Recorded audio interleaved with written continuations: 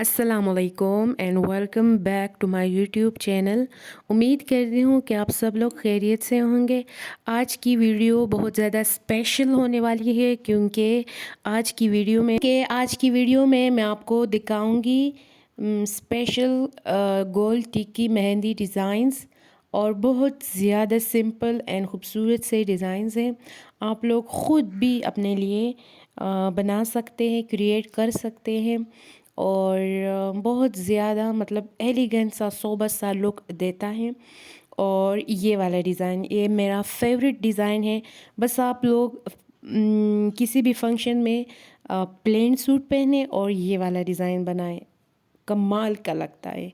ठीक है, आप लोगों ने इसको ज़रूर ट्राई करना है और फिर मुझे कमेंट्स में ज़रूर बताना है कि आप लोगों ने ये डिज़ाइंस बना के कितनी दाद वसूल की है। ठीक है, बहुत ज़्यादा खूबसूरत डिज़ाइंस है। आप लोगों ने मुझे भी दुआ में याद रखना है और मेरे चैनल को ज़रूर सब्सक्राइब करना है।